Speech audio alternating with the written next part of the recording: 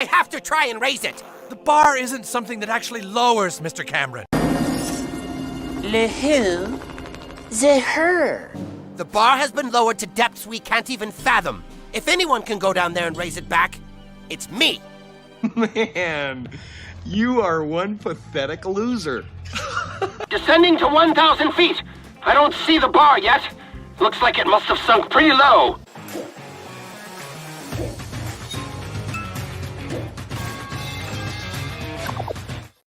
Not bad, huh? Yeah, I like it. Making improvements and shit. So, I like it. So yeah, you just got out. I got out like 20 minutes ago, and of course, good old Regal. I bought my Ghostbusters Frozen Empire T-shirt. What? Which came with free popcorn. Also, as I keep promoting each week, look at this beautiful refillable mug. Which I didn't pay anything for this free soda. Thank you so much, Regal. How did you? Oh my God, blue collar loser! How did you manage to do that without paying for it? I'm telling you, man, this Regal app for just $24.99 a month, and where taxes may apply, state taxes, but just for $6 a week. And Lord Toxic, did you know? Just in my area alone, for an adult movie ticket, it's $16 now. $16 with the Regal app? That's amazing, blue collar loser. Just by itself, it's $16 for one adult male ticket. And with my Regal app, it's just $24.99 a month for unlimited. It's amazing. Unlimited as in you can go to the movies as much as you want. Yeah, and get free free popcorn, free soda. I'm definitely not shilling. You hear that, Regal? This is your spokesperson right here. That he needs a little bit of promotional money. My nice. You know what? I was thinking. What if I just write you up an invoice and we just charge them? You know what I mean? Like those scammers do when they come and like fix stuff on people's houses, and they're like, "Hey, you owe me $1,000." Yeah, no, that's what we were going for, Norman. We talking Norman? No, never. But yeah, so no, I just got basically home. I just got the shower. You can't tell my new shaved head, but yeah, your hair looks great, buddy. I mean, consider it's only been 8 days. I told you it's growing back and quick. But is it? I mean, I think it is, but okay. But yeah. So we just got done with Ghostbusters Frozen Empire, and as usual, I thought after doing 2, you and me were kind of done for the year. And when you said, "Hey, I want to talk about Ghostbusters," I didn't expect that. I mean, I was shocked that you would want to go see Ghostbusters Frozen Empire. It didn't seem like a film that would be on your radar, Well, let me share a little bit of trivia with you. I have seen every Ghostbusters movie, and yes, I do mean every single one, in the theater since I was a young wee Lord of Toxicity. God. I have seen every single Ghostbusters. So I didn't want to break that tradition, I guess. And I'm sure I can find it somewhere, but there is many pictures. I was a Ghostbuster for 2 Halloweens. Which this is the best one I've seen, definitely, by hands down. Oh God, so good, stunning and brave, and brave, sexy and brave. But yeah, no, I wanted to be a Ghostbuster so bad when I was a kid. I was so disappointed when I found out that wasn't a real job. So, but yeah, no, I wanted to see it. I was curious. There's a lot of people that I really love. Okay, please take that abomination off the screen. Please stop. It's been a bad enough night. It's been a bad enough night. I'm already drinking. Come on. It's I wanted to see it. I was curious. I was really curious, and I knew you were going to see it. I just figured, we could yeah. And you and me have never talked about publicly, because people have had their mixed feelings about this little gem right here, but Ghostbusters Afterlife. And before we get into Frozen Empire, because Frozen Empire is the sequel to Afterlife, which technically canon-wise, this is the 4th Ghostbusters film in the franchise, since Afterlife yes, that would be that would be correct. I was always curious, how did you feel about Afterlife? I liked Afterlife. I thought it was really charming. I thought it had a cool. I liked that they moved the locales. I liked. Well, Norman, thanks, man. I didn't ask. Holy shit, that means a lot. Thank you, appreciate it. Get Dark Hour on next. I just saw from 2 hosts. Don't know what's up. Hey, Norman. We ask him, buddy. I sent a link to Dark Hour for right after this. We're jumping on Enzo's stream. Sorry, well, don't share Afterlife, but I know what you mean. 2016. Yeah. Dark Hour. Uninspired, everybody, we're on the same atmosphere. It just comes down to scheduling. Everybody's working all the effing time. Like Lord Toxic said, once we're done with this, actually right now as we're talking, our friend Enzo is on Cannoli Sasquatch talking about the first Ghostbusters, and then we're gonna go talk to Enzo. Is that what they're doing? Oh Yeah, so wow, so okay, I didn't know that. right now they're doing the first one. We're doing this one, and then after we're We're all gonna all over talk. the place. We're all fucking place. But Yeah, Norman, we're all over the place. yeah, it's definitely Dark Hour. I even talked to Uninspired. We might be doing like something similar with Godzilla versus Kong coming up. But yeah, Okay. everybody is always. We had Gord King on last week. Tomorrow's The Departed. People are always more than welcome. It just comes down to everybody is on, especially this point in different countries. We're on different fucking time zones, man. That's the issue. Yeah, a lot of people don't realize Chris is in, or excuse me, Blue Collar's in New York, and I'm New in York, yeah. Kansas. So I mean, so in Texas, we got fucking Dark Hours, Jersey, Uninspired is over in goddamn France. We have Northern English is in somewhere, somewhere in England, I don't know, some England place. So yeah, we do our best. We got Vex is in Canada. I think is she Canada, right? Is she Canada? Yes, she's Canadian. Just like Tyler obviously Wolf, Canadian. Then we have also Canadian. Then we have friggin' Cannoli Sasquatch is Canadian. Yeah. So we But got a good amount of Gooch too. Gooch is Canucks. Canadian. Yeah, I know. Oh Goddamn no Canucks, shit, man. damn, we got a lot of Gooch.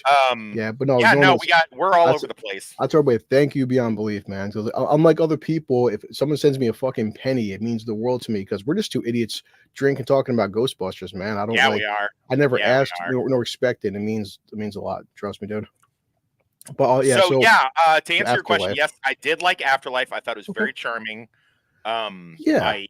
I liked it got me a little in my feels with Spengler showing up at the end. I thought it was very what's the word I'm looking for? It was very I didn't think it was cheap the way they did it. I no, thought, it was very what is the word I'm trying to say? It was very like well, not just nostalgic, but it was very it gave up a lot of it was very respectful of the thing. yeah. In this world of let's take the old heroes and demasculate them and break them down and make them old. Like it was cute. It was a cute movie. I'm a big Stranger Things fan.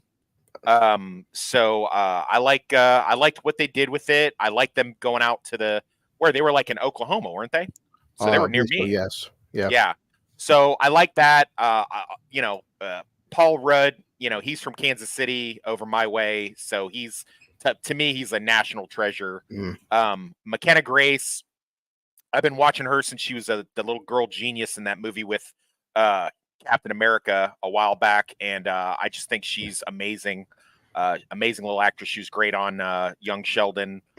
And I like the whole thing. I like the little podcast kid. I thought it was cute.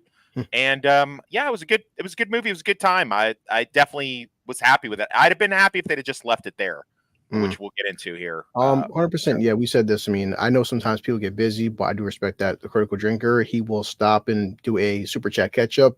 And damn sure noticing certain channels, sorry, to the point where, hey guys, I got 100 super chats. I'll read 20 of them, and the rest of you guys fuck off. And I'm never gonna do that. But like you said, Afterlife, it definitely, the bottom line is this, guys. Ghostbusters 3, because of Bill Murray, it never happened. It can never happen. No matter what they do going forward, people, you have to give some leeway where, well, okay, this isn't Ghostbusters 3. Yeah, that's never going to happen.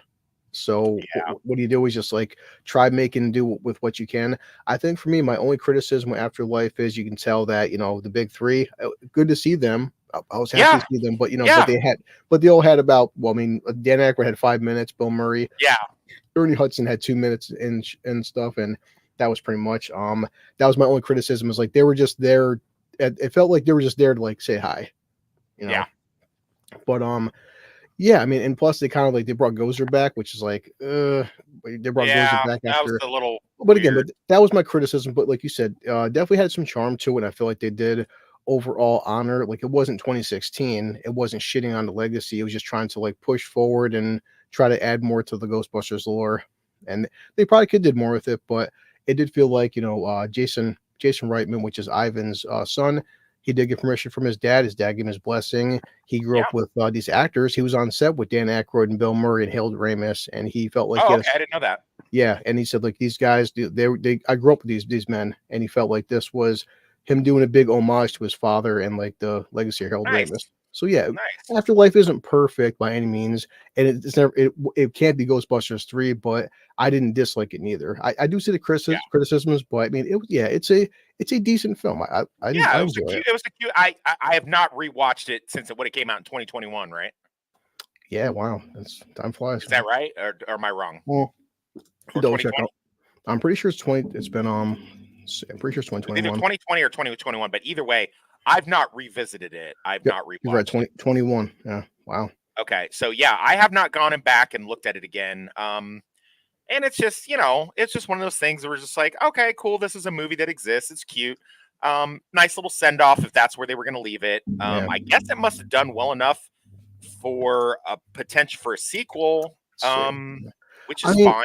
it's hard to say. You figure budget 75, it did 200. I mean, it's okay. Like Yeah. that's okay. I mean, it didn't break the world, but it didn't bomb neither, especially considering No. what 2016.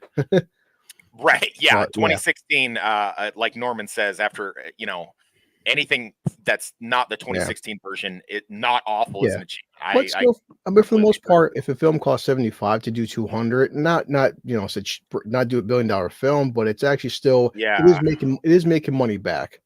So I mean, it must have because we have yeah, Frozen Empire. So, yeah. you know. All right. So, well, the premise of Frozen Empire it's been a few years since Yep. the events of Afterlife, and everyone's back. And I did like just in rewatching it. I should watch a second time, but rewatching it, I thought the smart choice was bringing these guys back to New York City. Yeah, I do. I agree. I agree. The charm of them being out in the Midwest Yeah. would have been kind of kooky to On like top of now. how many Yeah, ghosts are out there anyway? right, Yeah. right. So yeah, coming back to New York is good. It's good. It's good. Yeah. Of course you have to suspend disbelief with the current status of New York. So we have to, we're in like movie logic land, not Yeah. actual New York. So, got it. Good. Yeah. Man, I don't know, man. This I'm gonna try to say some nice stuff. And I'll probably do the nice stuff first. Okay. But the whole premise of this movie is a little. The idea of bringing them back to New York is smart, but anything after that, as far as the premise wise, so we've got, the family is living in the firehouse, the Ghostbusters firehouse. Get a screenshot, if you can, yeah. They're kind of now a blended family. Gooberson, played by Paul Rudd, is he's kind of like he's dating the mom pretty serious. He's a pseudo stepdad. And the Finn Wolfhard's character, the older brother, he's in there, he's doing his little thing. Trevor, I guess it is his name. And I guess they're not getting paid, but they're just running around as a hobby and doing it. Or maybe they never were really clear on that. I don't know if they're because they make a joke about they're not getting paid. Yeah. But they are busting ghosts. They are it's a thing that's happening, and it's accepted in the universe. It's not one of those things that's off to the side and they're like, oh, what's happening here? No, it's like, at one point they go by while they're chasing a ghost down from Hell's Kitchen, the cops are like, oh, no, they got it. It's cool. So it's just like, so this is obviously something that's at least kind of accepted that they're running around doing this. Yeah, it's kind of like with Afterlife, because like what was it? Egon's daughter, I keep forgetting her name now, but not Mackenzie. God damn it, I'll look it up in a second. But no, it's okay. It was like the Ghostbusters. Phoebe, yes, it's like the Ghostbusters. Well, she's a granddaughter. Granddaughter, yeah. But it's like Ghostbusters for these kids. Why weren't they a big deal for it? And to their credit, I would say that you and me are old enough for what people, especially in fucking New York City, stuff that happened back in the late '80s. Do you think in 2021 people care anymore? And that's kind of the thing. Well, the thing with yes and no. I mean, there's, Yeah. I guess you could headcanon that, YouTube wasn't a thing, but now it is. And maybe they think that that's fake shit. That's, people show Vines now and that seems like, and that's just from 2015. And that seems old and antiquated. Yeah. So I can kind of get around that, but right there in the city, and they kind of shit on so right away, like I said, it's established that they're doing this business and there's news reports, and they kind of right away say, hey, this is a problem. These guys are causing more problems than they're actually solving. So yeah, Ghost is floating around, but they're also blasting proton packs and destroying property. And look what they did. And so they addressed Ghostbusters 2, which they didn't in the Afterlife movie. Yeah. So they're I don't know what's going on with the timeline, with the continuity, but they bring that up. You know, they do successfully bust a ghost, but then they have to go see the mayor, who is, you know, look who he is. He's the former EPA guy, Peck. Yeah. And for whatever reason, even though he's clearly seen ghosts in the past, he's got, you know, marshmallow creamed, got a big old cream pile over his face back in '84. He doesn't believe, that's weird. So it's kind of all over the place with what the people believe and what they don't. I feel like he did believe, but it was kind of like, this is the thing with 2024, because he does kind of grill him like, okay, listen, how old are you, Phoebe? Well, you know, I'm 15. You're 15, okay. And what's that on your back? Well, it's a Ghostbuster thing. No, that's a nuclear weapon. And he go into the point where you're 15. He's like, well, you know, we don't have 15-year-old kids become cops or join the military. Kind of can't have you running around the streets of New York City with a fucking nuclear reactor on your back. And Paul Rudd's not her father, and he's just giving. I mean, he's hated Ghostbusters since the first film anyway. So he's trying to do everything he can to shut them back down, even though they're doing more harm. I mean, more good than harm, but people don't care. Well, and I did think that was pretty good that they brought him back. He's the mayor now. Yeah. That seems plausible. The fact that he still has an axe to grind with them, I could kind of see that as well. However, I don't know, man. It's not really made super clear, and we start getting a lot of characters thrown at us really fast. Yeah. And you know, average normie moviegoer may not realize it, but like all these characters that are getting thrown in are going to be like really vital to the plot, and it's really plot heavy. Yeah. Yep. So Indian comedian guy that was in Eternals. I'm not gonna try to fucking pronounce this shit. Kamali Ali Ajini, I guess. If that's wrong, sorry. Aladdin. Aladdin here. Aladdin, you know, fucking Facebook Marketplace guy. I think you said his name actually perfectly. Kamali Ali Nanjini. Yeah. All right. Job. Aladdin, Facebook Marketplace guy is selling shit to Ray, and just so happens to have the main plot contrivance, you know, the big Easter egg, the MacGuffin of the movie, which is some circular ball from the Middle East that holds really big ghost aura or some shit in it. And he asks Ray if he wants it. Ray says he does, and we go into, you know, I don't know, man. Seeing Ray. It's so bad. This is I know I said I was gonna say nice things. I'm trying really hard. The best things I could find. Oh well, so the big bad, the new character, he's frozen in, it's an ice god basically, and they're frozen inside this ball. I wish you could find a better picture, but right. Yeah, magical fucking you know, sphere thing. The same premise as every other premise in any other horror movie, whether it be Evil Dead or prison. You know, what is it? It's a prison. A prison that can hold. Prison, but it's the same premise of every MacGuffin. You know, don't read from the Book of the Dead. Don't open up this magical thing. Don't activate the Stargate. Don't do that. You know, every fucking MacGuffin, magical or whatever that you can think of. Don't open the Ark of the Covenant. So, you know, I guess, you know, if you've ever seen any movie ever, you know exactly what's going to happen with this. And, you know, since he's a big actor, you know, the Aladdin guy, even though we can't pronounce his name, you know that he's going to be some major, because he's not going to just come in and a quick cameo. Now, because inside of this orb, we have this right here. That's what they're going to unleash. Which, you know, again, you know, they're not repeating Gozer. I did like they're adding a new villain, but I mean, for most part, you know, CGI obviously, but that fucker's terrifying. I mean, if you had like kids, I mean, even the design, it's basically like, it's like if the girl from Frozen and Nancy Pelosi had a kid and became a supernatural entity, then that's what the big bad is of this movie. Yep. And this poor girl right here, it's like the big bad. The power of fear, which is what you say in the trailer. You know, he has the power, like your blood turns like your blood is like rivers of ice, and then like your tear ducts freeze up and just shit. Yeah. But right here, she just realized that she didn't get a part in the fucking the Bob Marley biopic. So she was like, "What did I do my hair like this for? For nothing?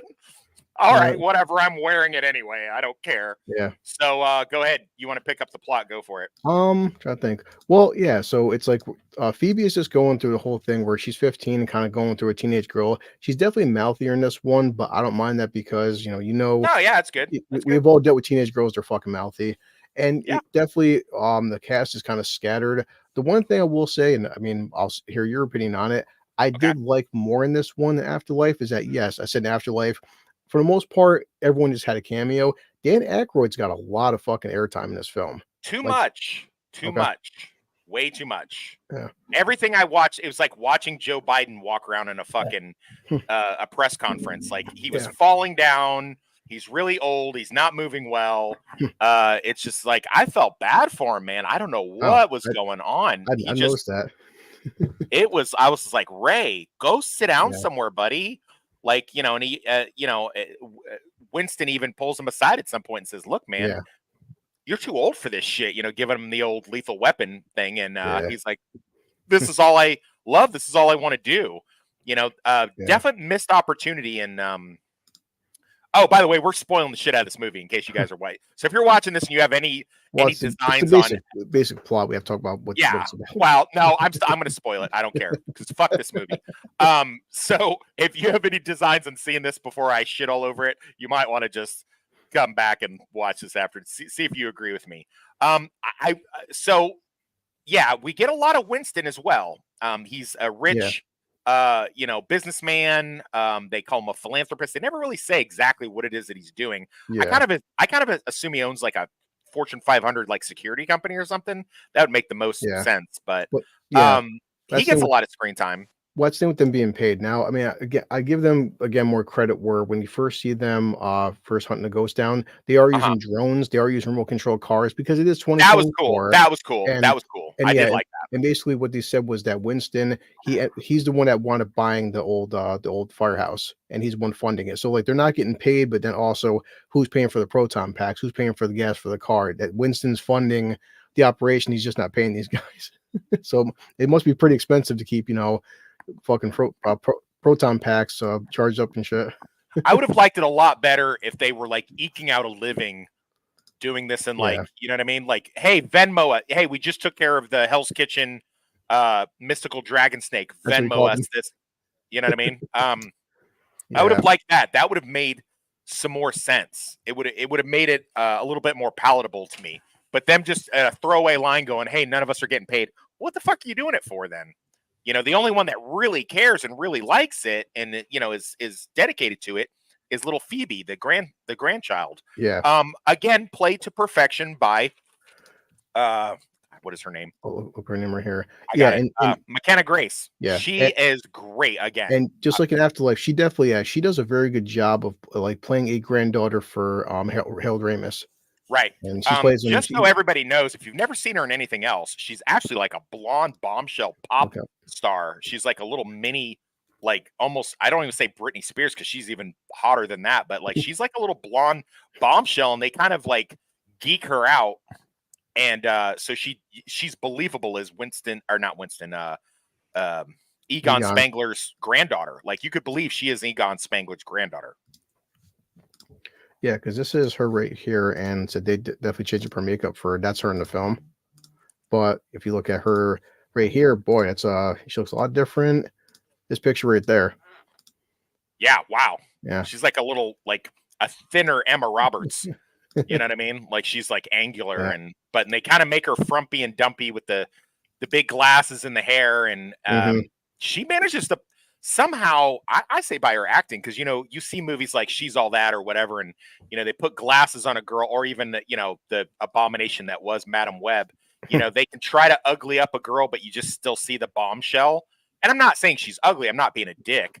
But, she looks like what she's supposed to look like. She looks like a nerdy science geek, whatever, They do a little throwback where she's still trying to do the corny jokes but they don't really do that a lot. Now, it would have been cooler if they'd had a running thing where she kept doing it through the whole movie like she did in the Afterlife movie. But they don't do that.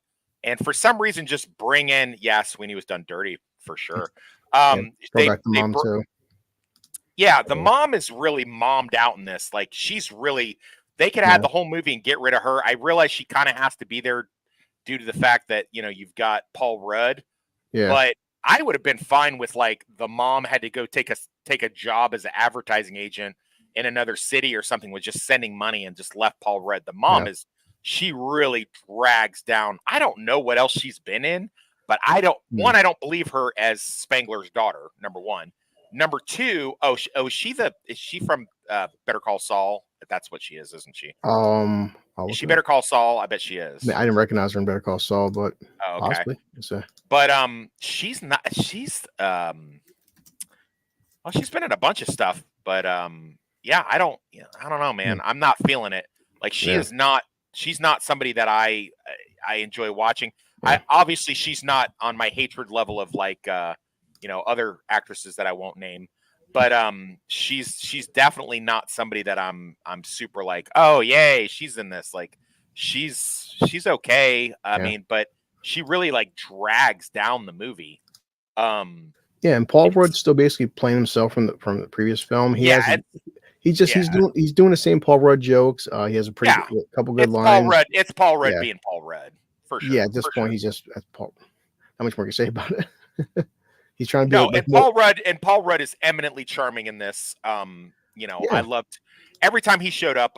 He said something funny. I love seeing him. I mean, he can do no wrong. But if I'm being honest, aside from my little bro crush that I have on him, he doesn't add a whole lot to the story either. Yeah, I mean, there's this whole subplot where he's trying to be a dad to Phoebe, but he gives zero fucks about the brother. And I don't buy them as a go ahead. Finn Wolfhard has like not a lot in this movie going on. No, and did he? Okay, yeah, he did. Yes, okay, all right, touche. He did do wrong in Ant-Man 3. All right, that's fine. But I don't feel like that wasn't his fault. That wasn't his fault. That's harsh. But yeah, I don't buy these two as a couple.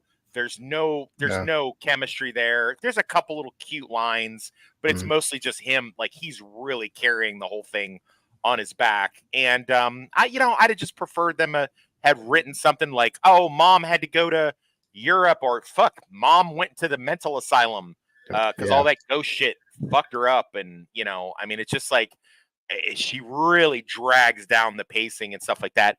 And yeah, Finn Wolfhard, he's had a rough time since he was the precocious little prepubescent teen on Stranger Things. He's gonna have a rough go of it in his career because he is not. He's not funny. He's not a good actor. There's nothing. He doesn't bring anything to the story. We have that's the biggest problem. If I'm telling you my biggest things with this movie, we have a lot of characters doing fucking nothing in this movie, dude. Like they are just. I don't know what your thoughts are on it, but I just felt like I'm like, dude, seriously, like what are you even doing in this? Like let's figure something out. Almost everybody is. This does help out the kids. So you can't have a Ghostbusters film without having Slimer. Yeah, I mean, I'd have preferred if they'd have tried to go the route of the cartoon and made Slimer like their sidekick or something. Yeah, basically, you know what I mean? Finn Wolfhard, he's there. He's here to babysit Slimer, and right here the CG. I do like that's good CG on Slimer. He just listen, flawless CGI. All of the special effects in this movie. If you just want something pretty to look at, the special effects in this movie. Something I did hear someone else say a couple days ago that also the budget, and this I'll give more points for that because we're so used to Marvel and DC. The budget on this was, I would have thought 150, 200 million. The budget, I know it's only 100 million. Considering this, that shocked me because this film does not. The budget on Terminator 2 was 100 million back in 1990. Well, yeah. But I'm just saying, now in 2024, but whenever we hear a film is only 100 million, that seems low budget. Agreed. And considering how much CGI is in this film, when I heard it's only 100 CGI million, in here, the special effects in this are pretty flawless. And I don't care. Like your special effects can really be a piece of shit, and as long as the story's good, I'm happy. I'm not look, pretty lights, but I will admit that the special effects in this really kick some ass. Yeah. Yeah, so yeah, we have so much going on between, okay, Paul Rudd being basically a father, but also Phoebe, but then also back to Dan Aykroyd. And yeah, the basic plot is, okay, they find this ball. Well, actually, no, what's his name? Aladdin there, he brings in a ball. And the Right. ball, it was an heirloom by his grandmother. And Right. he's stopping by to see Dan Aykroyd and Ray. And Ray is hosting like basically a podcast, and people Right. at this point, like you said, people are relevant, they are knowledgeable of the Ghostbusters, and he Yeah. still is just basically taking old objects, and he's like doing a seance and stuff, and he Yeah. is trying to figure out if they're haunted or not. I But did like that. I did like yeah, that. I like the whole old man hanging out with the kid, and the kid is like a podcaster teaching the old yeah. guy. This He is te- the, he tells he like tells me you want to say, yeah, go yeah. ahead. Like, he tells me to, well, if you like my stuff, like and subscribe. Yeah, he had to tell him, hey, remember to tell him to like and subscribe. I did like that. That was kind of cute. But I mean, that's Yeah, like an inside YouTuber's joke. yeah, Like, yeah. like I laughed at that, but like nobody in the theater laughed at that. Oh, okay. Um, so I mean, for whatever that's worth. Yeah, And yeah, it's all about we know two things are going to happen. We know the thing is going to bust out of this orb, yeah, right? And we know that the Ghostbusters are going to have to deal with it. And then we get introduced to yet another character who just so happens to have been killed in a fire, and she's Jeff when Honor. when Phoebe gets benched because Mhm. she's underage and she can't go and do the Ghostbusters thing.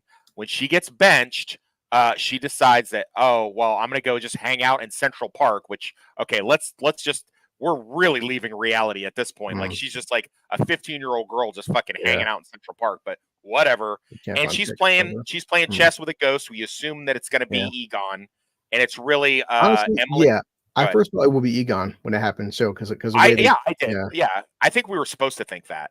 yeah, And then it's Emily Allen Lind. Her yeah, name's almost as fucking impossible as fucking Aladdin's name is. yeah. If anybody's she was great in Doctor Sleep.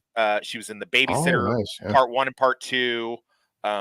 She's a good actress. I dig it. You know, she's good. I actually thought she was the chick from Yellow Jackets for a second there, Hmm. because of the CGI. But of course, I pulled my phone out and I looked it up because I'm not going to wonder. But yeah, so she's basically like she's. I think it's interesting that they picked a chick that looks just like what Phoebe looks like in real life. Hmm. That's interesting. Put the two pictures together, they're almost fucking Wow. twins. Yeah, 'cause So yeah, that's her right there. Now here's Phoebe, like that. yeah.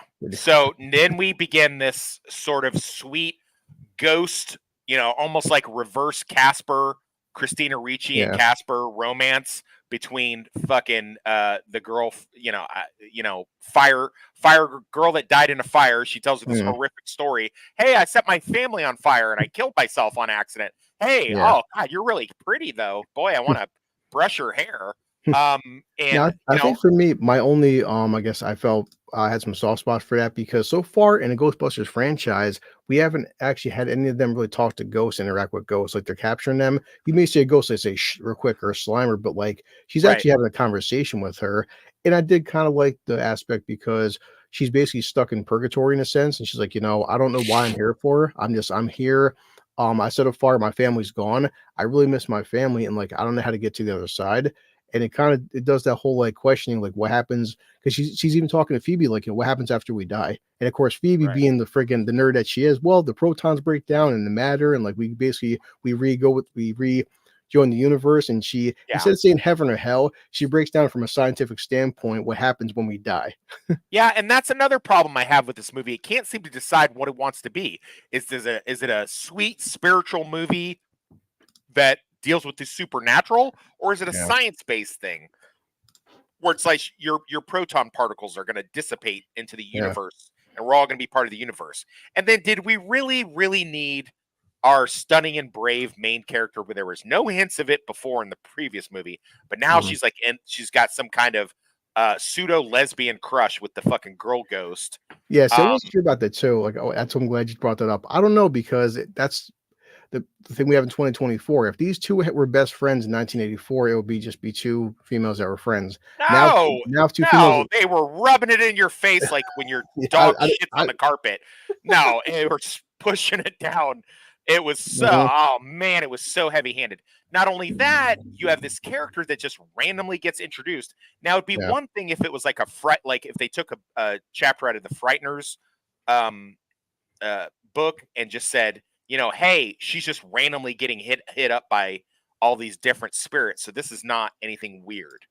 But she gets the one person becomes crucial to the plot, Yeah. and has, oh, I need to see my family. Gee, and she's made of fire. Gee, I want, and then the main bad guy is made of ice. So I wonder if that's going to become relevant to the fucking plot later. It's just like, they, oh man, they just beat you over the head with the stupidity of the fucking plot, and it's just like, it never occurs to little budding girl genius that, hey, I'm a Ghostbuster. My grandfather was the main Ghostbuster. Hey, maybe the evil entity is going to use this, because I'm into girls, and I get wet when this fucking dead spirit girl shows up and wants to be my fucking first girl crush.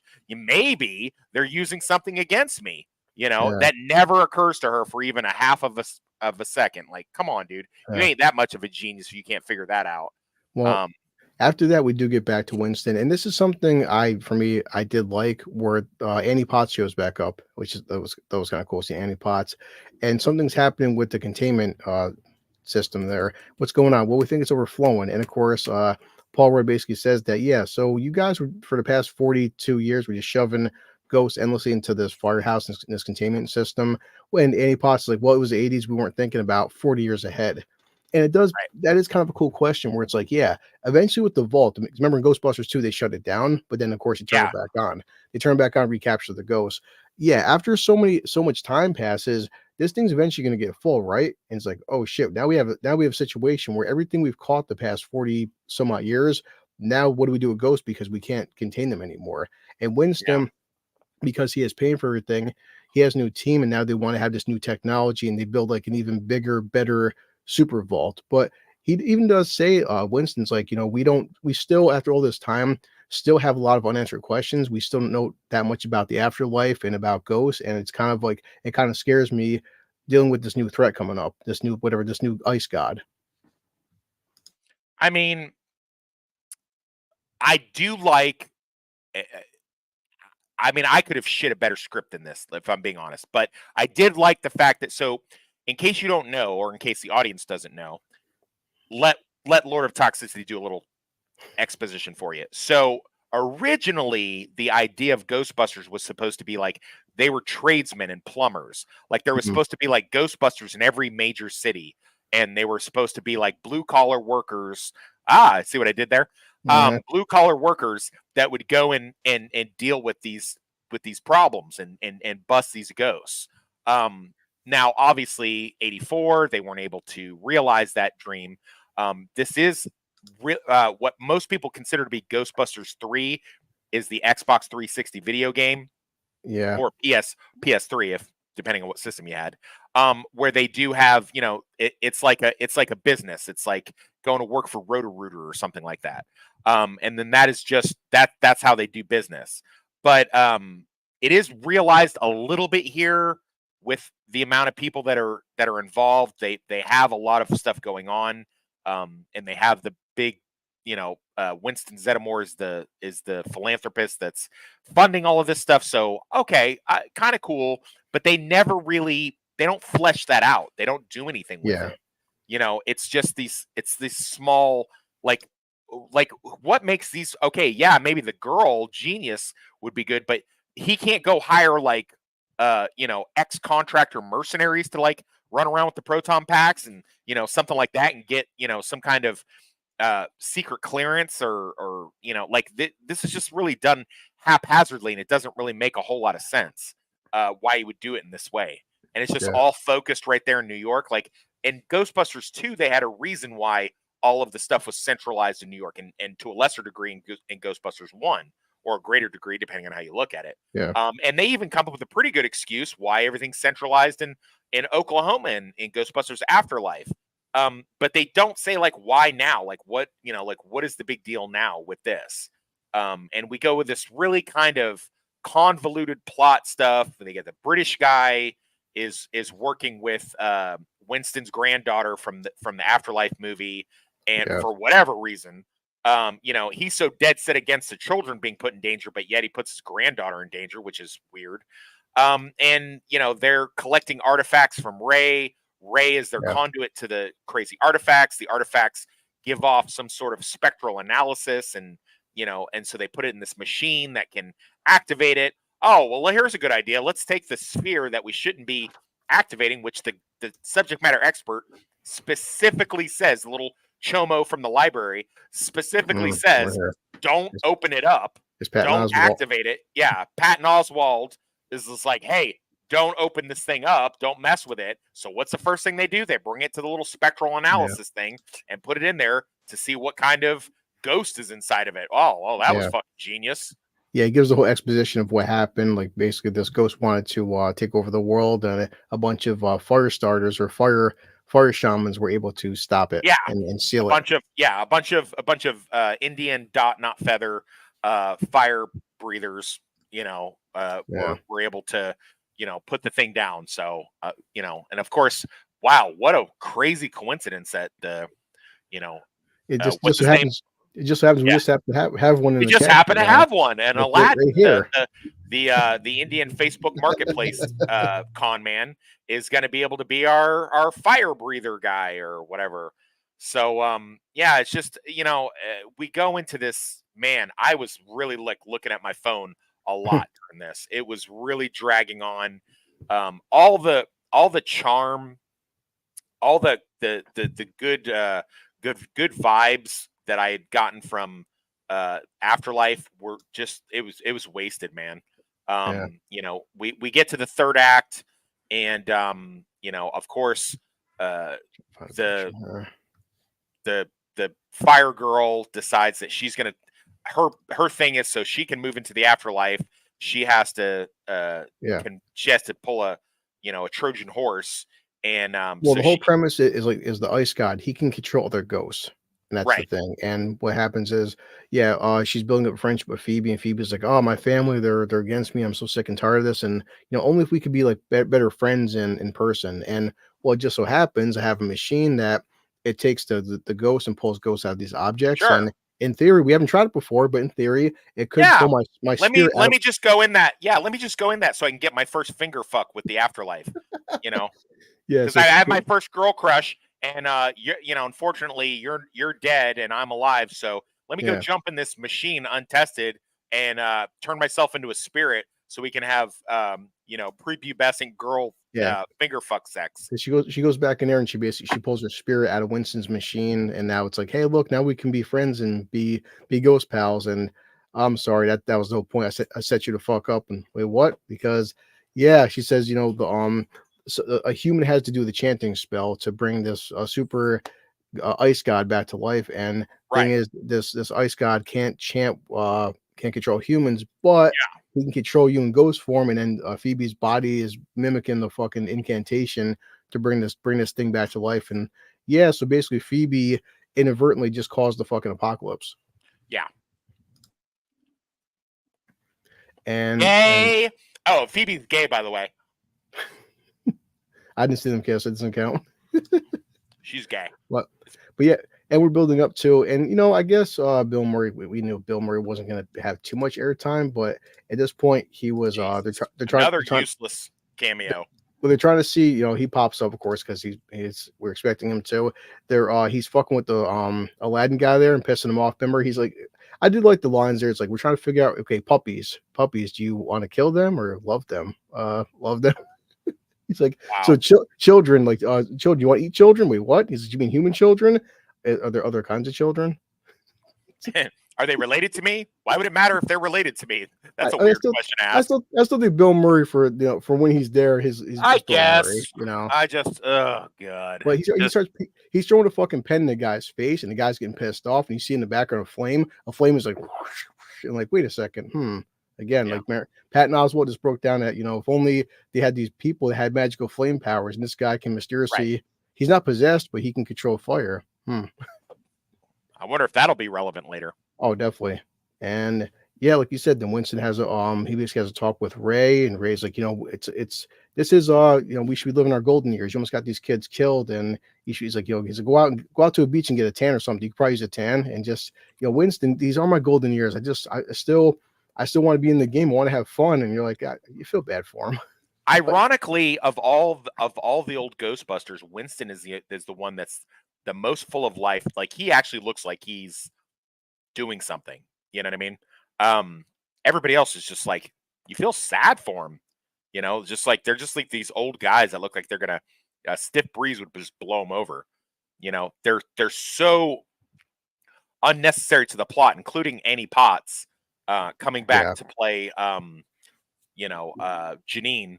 And it's just like, dude, I'm actually shocked they didn't get well, no, I'm not shocked because he doesn't really do movies anymore. But I'm shocked they didn't get Sigourney Weaver to come back and what's his name to come back.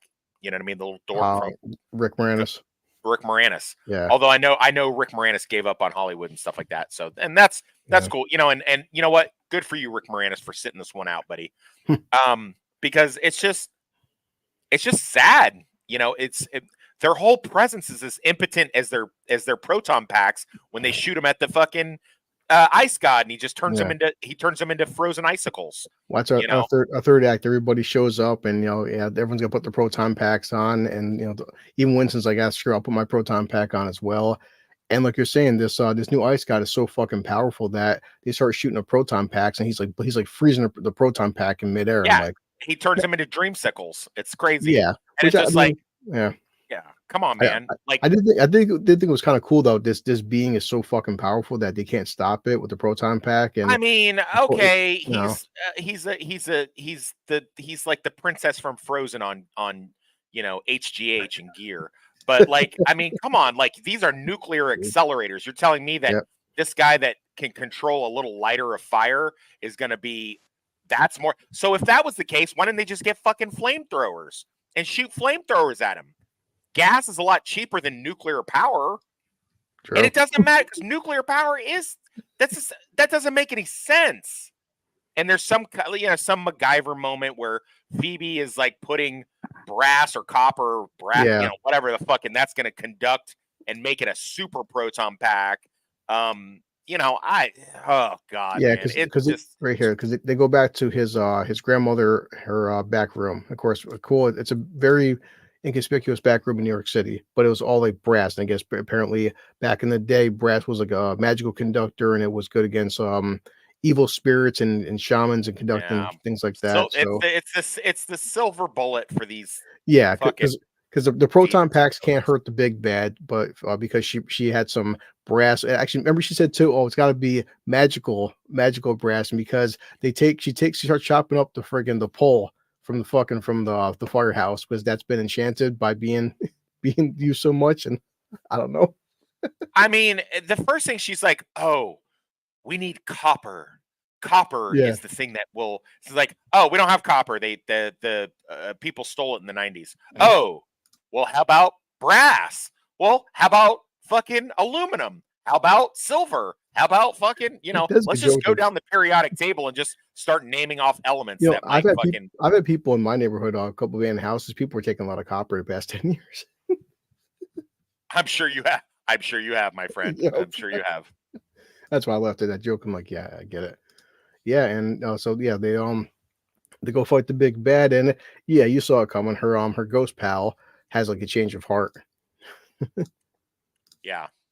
Maybe he's like, maybe I shouldn't be doing this, but Phoebe, I'm sorry. Like I had to betray because I want to see my parents, and she tries fighting off the evil super god ghost, but that's not going to work out. And it's a whole bunch of let's shoot at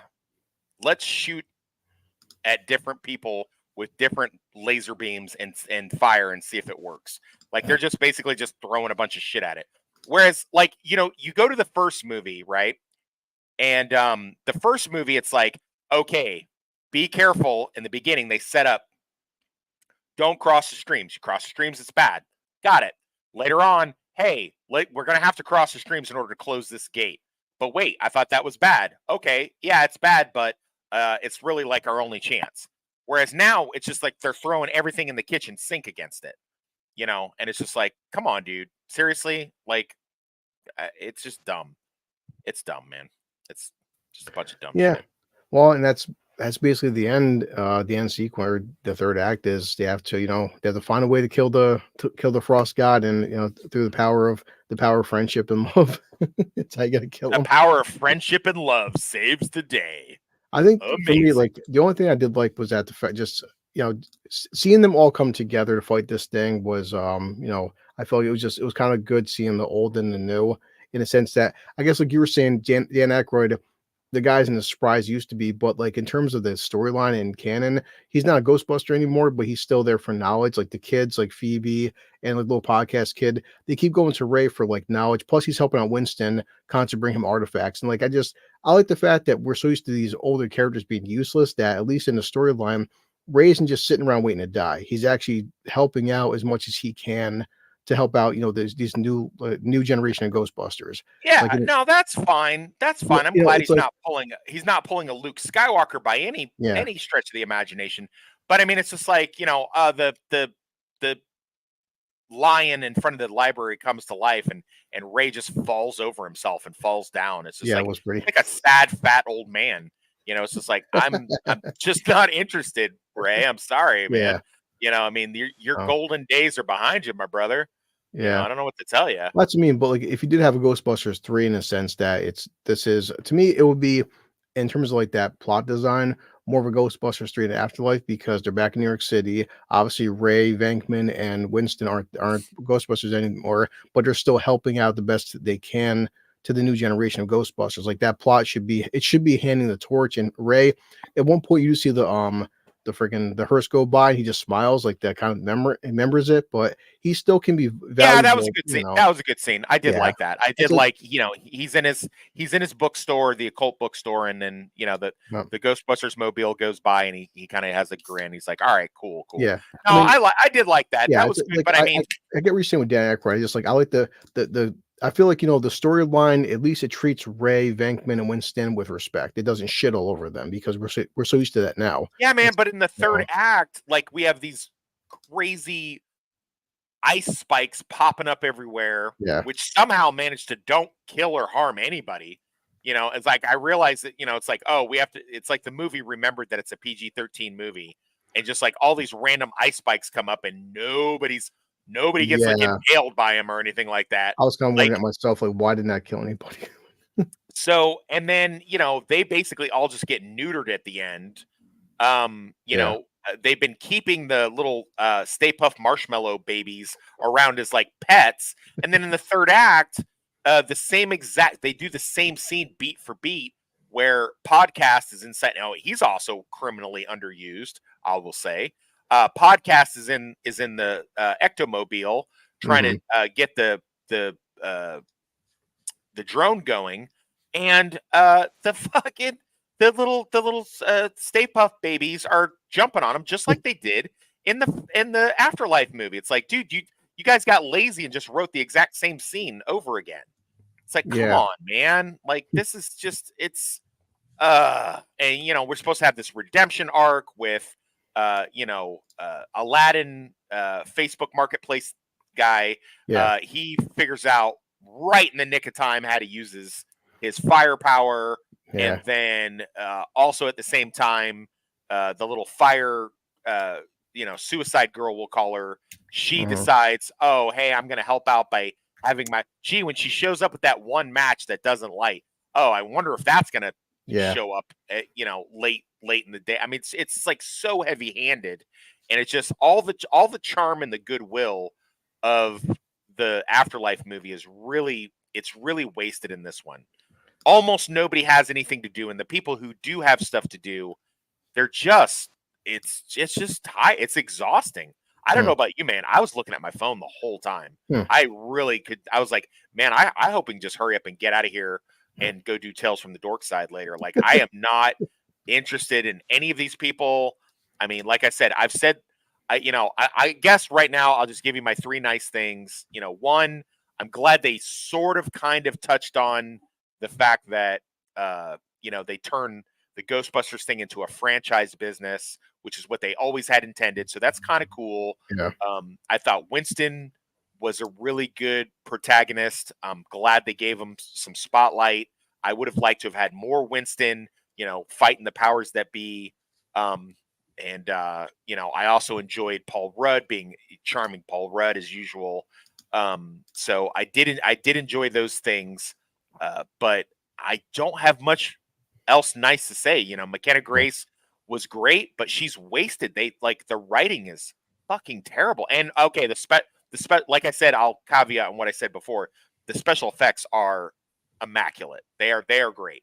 But I mean, this movie has no teeth.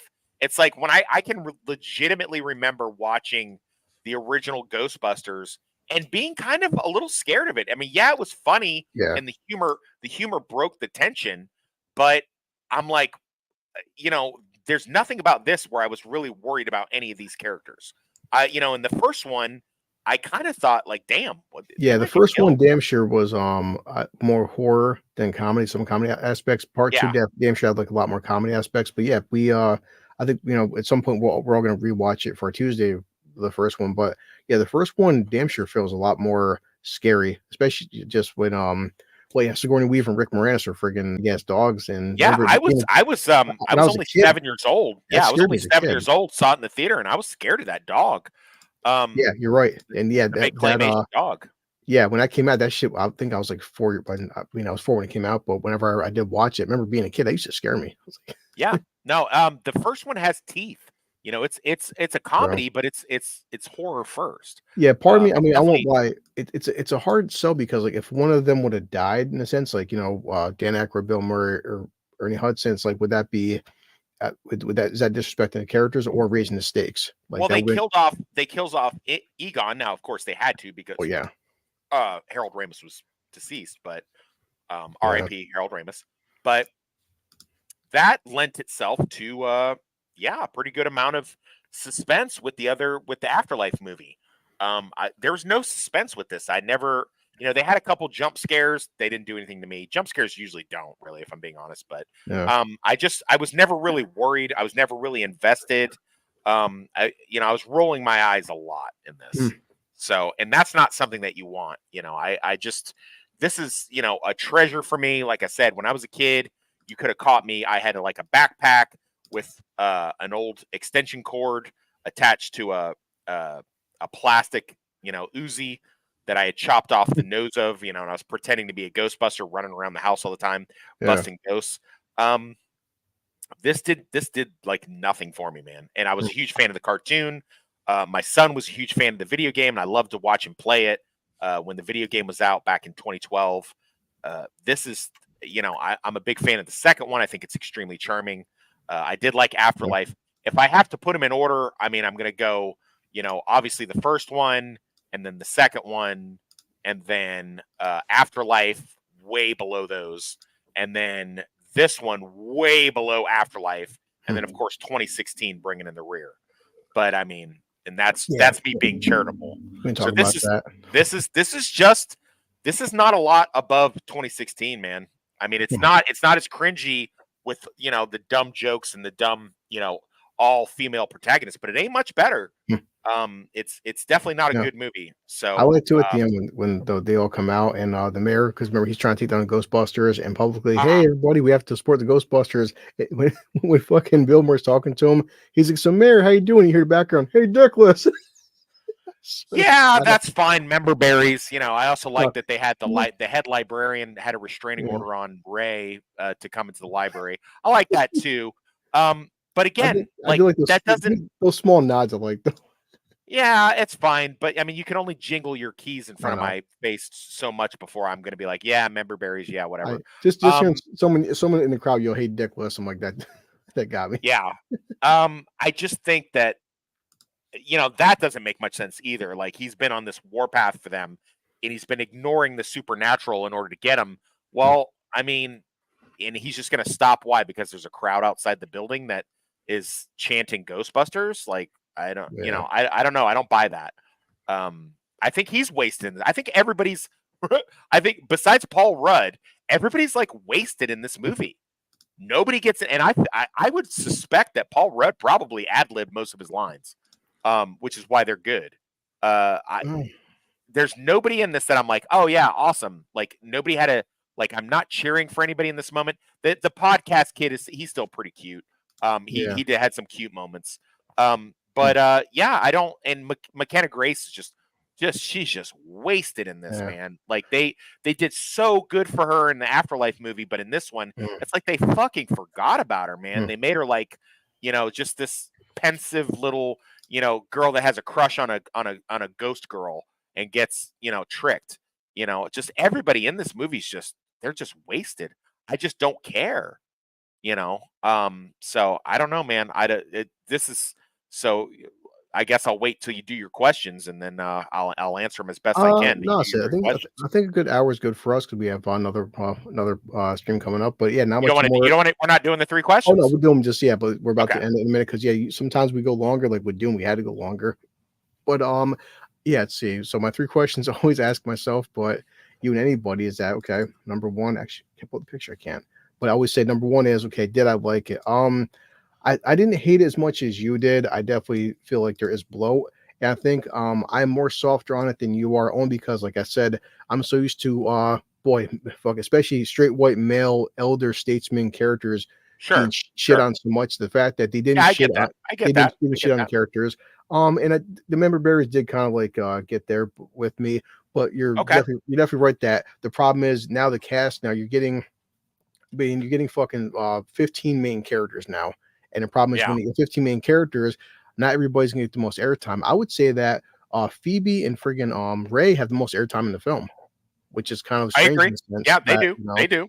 They do for sure. So I did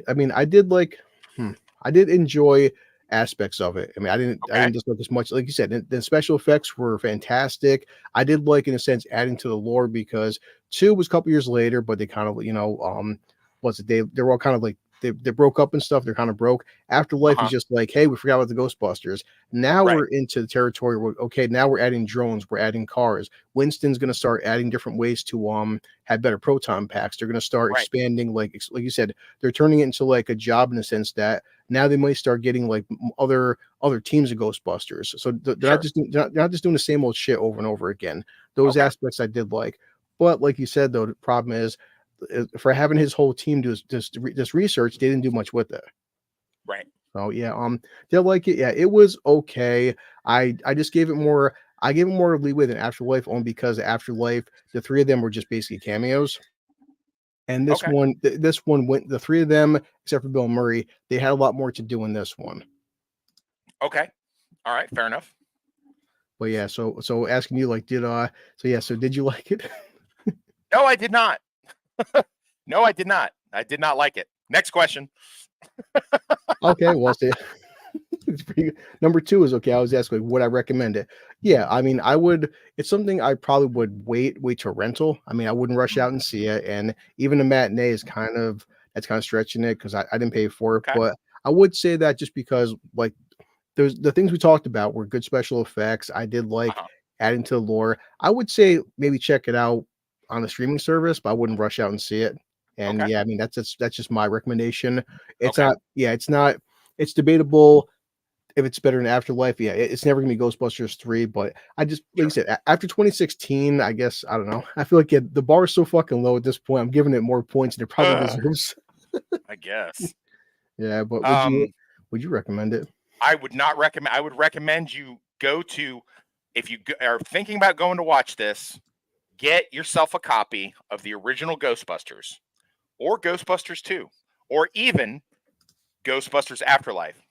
And you watch those. Then when those are over, turn off your TV, turn off your streaming service or DVD player or however you're watching it, and go to bed.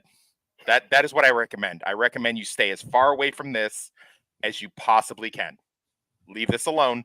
Don't ever watch it. Don't think of it.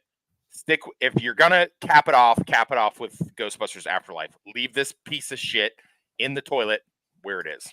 Damn. Yeah.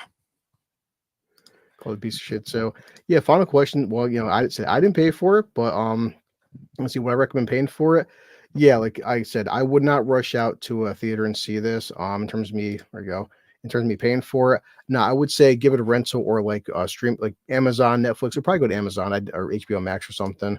And yeah, I would not rush out to go see. I wouldn't pay money for it right now. It's just to me a something I'd probably watch once, and yeah, I don't see myself watching this over and over again.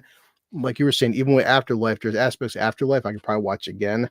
And yeah, so I wouldn't recommend going out and spending any money on this film anytime soon. Oh boy. The only way that I would recommend spending money on this is if you are planning on watching this in a matinee and then you're going to sneak into 2 or 3 other movies based on this because you see this in a matinee. That's the only way I would say spend your hard-earned money. I mean, literally do anything else that you can with your money. If you are thinking about like, hey, I've been saving up $40 or $50 in order to buy a hammer, and I'm going to take that hammer and smack my toe with it.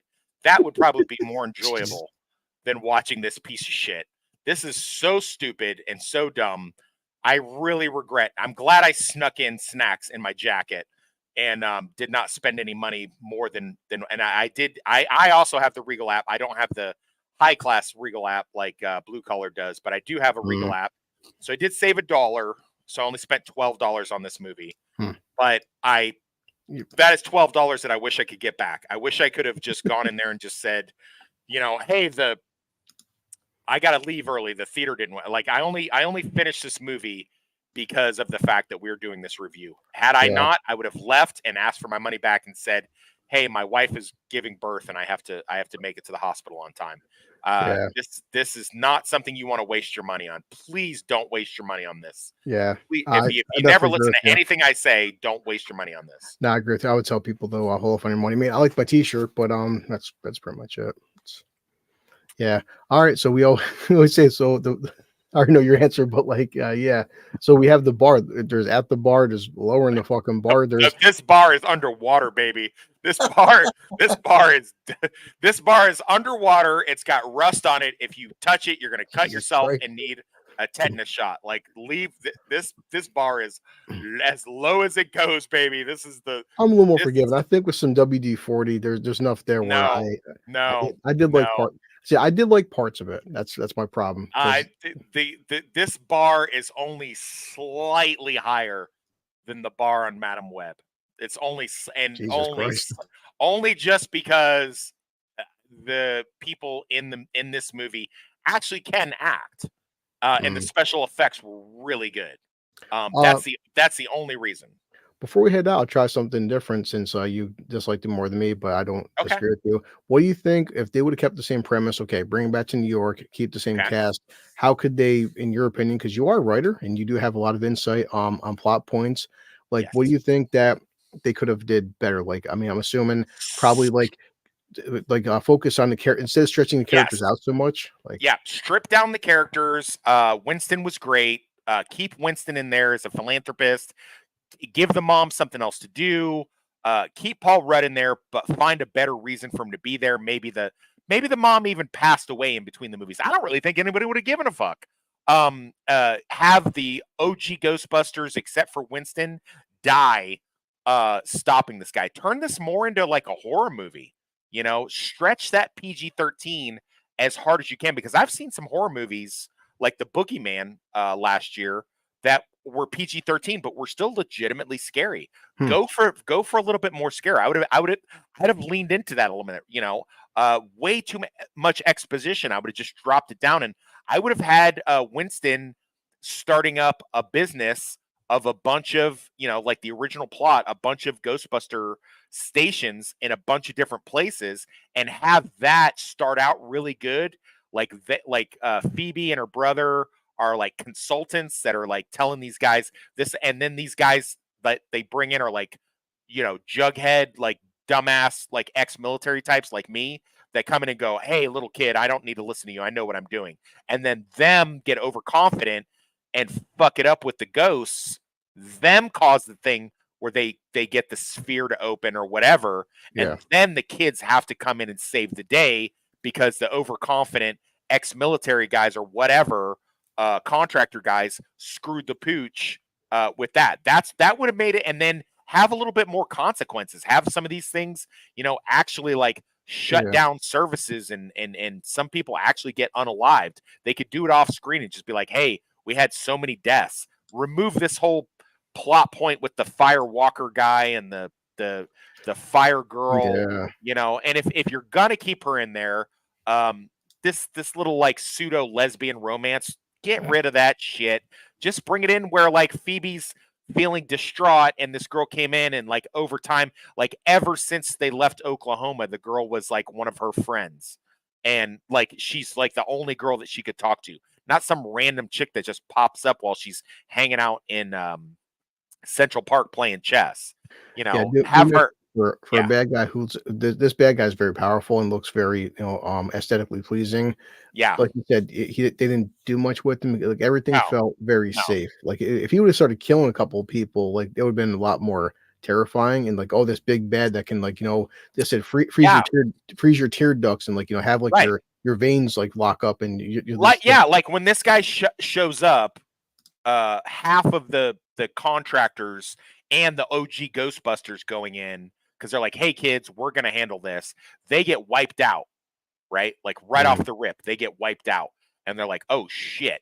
So then Winston is like, okay, now we have a serious problem, and then everything else gets shut down, and they have to kind of rely on the kids, just like kind of like in Stranger Things, where like the government gets fucked up and they have to have this like ragtag of the sheriff has to like conscript the young kids to like jump in and stop the Menonecrons or whatever the hell they're called in the Stranger Things universe. Oh yeah, the Gorgons the Gorgonites or whatever they are.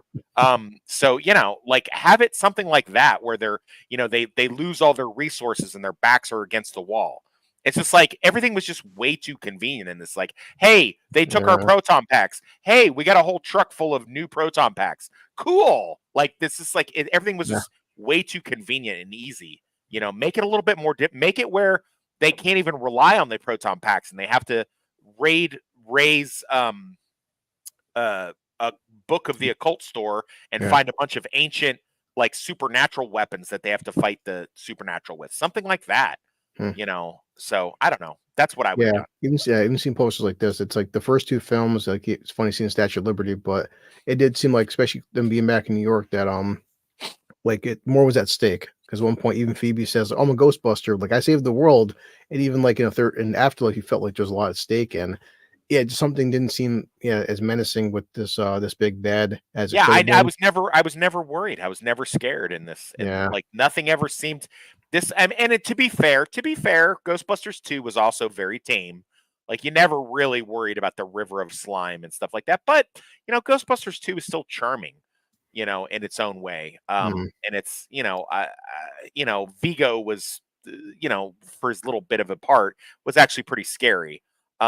But man, I just like you say, it's I would have given this movie had I been the writer for it, I would have given it some more teeth. I would have stripped it down and given it some more teeth. I would say that's kind of the Ghostbusters in the first two films were damn sure scary, and now they've hit the point where the ghosts and at least Afterlife was different because it was Egon dying, but now being back in New York, now the ghosts are just more of like a inconvenience. So they're like pests because at one point they were terrifying. Remember fucking Vigo there, he had that big like remember that midair flying thing was kidnapping the baby and shit. And the dogs killing people and like I mean that scene in Ghostbusters 2 when the baby is going down Main Street, like that was terrifying. But I mean but yeah, man, it's just man, movie has no teeth. I would have given, had I been in charge of it, I would have given the movie some teeth. They're playing it too safe. Well, playing it too safe. Yes. Yeah. Good discussion. No. So yeah, I mean, I should have been harder on it, but that's what you're here for. So, but no, we're not always gonna. Just for the record, for anybody that's watching our first couple reviews, I was super like, licking the butthole of the movies that we watched, and I thought they were great. And Blue Collar was like, "You're an idiot, toxic. These movies suck. I hate them. I don't like them." Well, I haven't said this one yet. Save your money. But all right. Yes. So yeah, we killed an hour and 15, which is probably more than this film. Yeah. Way more than this film deserves. If you guys want to follow us, we are jumping over to Stupenzo's Tales from the Dork Side. I'm hoping we get to see Civil War together because I'm curious on how the movie's going to be. I think that we can arrange that, my friend. Yeah, especially if the actual Civil War does not happen before then. that's scary. All right, For yeah. anyone else, please like, comment, and subscribe. Smash that like button. Check out Like the I good old smashed the shit out of this. the Regal And app too. don't forget to get yourself the Regal app, where you only have to pay how much a month, Blue Collar? $24.99 a month. $24.99 a month. And how many movies do you get to watch a month, Blue Collar? Unlimited, as much as you want. Unlimited. You can go to Dune 2 20 times if you want. As many perks as you can imagine. Yeah, save your money instead of seeing Ghostbusters. Go watch Dune 2 again. There you go. That's what I would definitely. There you All go. All right, let's guys. go- Thank you let's go so bother, much. Go bother Enzo. All right. Yeah, see we're you going to go later. bug our buddy Enzo now. It's All right. Stupenzo's channel.